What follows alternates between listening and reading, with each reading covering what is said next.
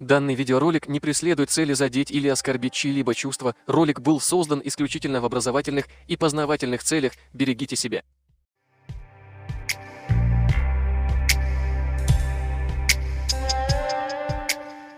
Мы не раз слышали из уст ингушских горе-историков, что при образовании Горской республики Чеченский округ вошел в него без земель Сунжинского района.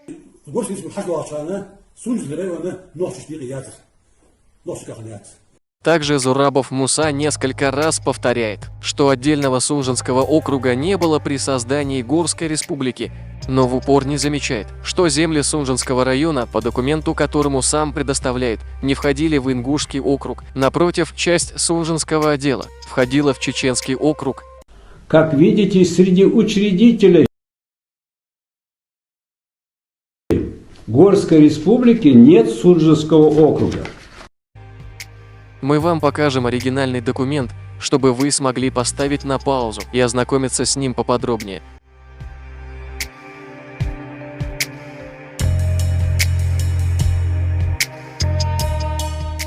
При создании Горской ССР казаков было решено переселить из бывших занимаемых ими станиц, поэтому в Горской республике не было казачьего округа. Затем казаков решили оставить и внутри Горской республики. Им создали казачий округ, выделив земли из Чеченского округа.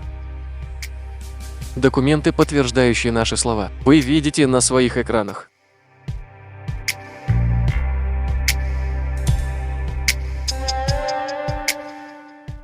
Как мы видим из документа, при образовании Горской ССР не было Сунжинского округа, позже он будет создан.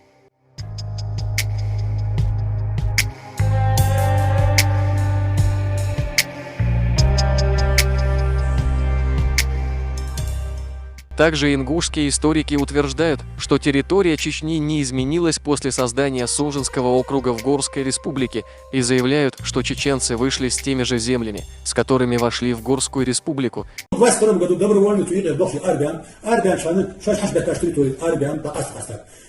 Чеченская автономная область вышла из Горской республики с границами, в которых она пришла в Горскую республику.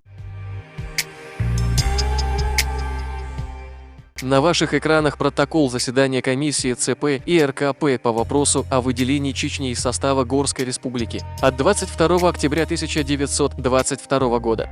Первый пункт гласит: выделить Чечню из состава Горской республики в автономную область с резиденцией в городе Грозном, не включая город Грозный в состав автономной Чечни.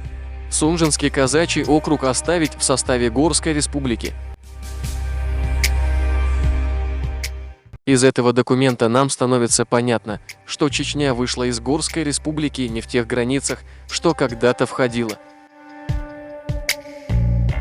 А тут мы видим, как Зурабов показывает искаженный вариант документа. В моих руках декрет в ЦИК. Президиум Всероссийского Центрального исполнительного комитета постановляет выделить Чечню из состава Горской республики в автономную область с резиденцией в городе Грозном.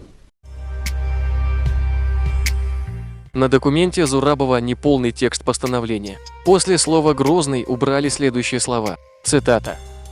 «Не включая город Грозный в состав автономной Чечни, Сунжинский казачий округ оставить в составе Горской республики».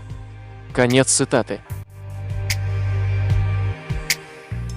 Из всего нами разобранного, мы узнаем, что элита ингушей не расположена к тому, чтобы донести до своего населения достоверную информацию, а лишь горят желанием путем подлой фальсификации исказить реальные факты. Они утверждали, что при образовании Горской республики Чеченский округ вошел в него без земель Сунжинского района. Также они заявляли, что после создания Горской республики чеченцы вышли с такой же территории, что и вошли. Все это мы успешно опровергли,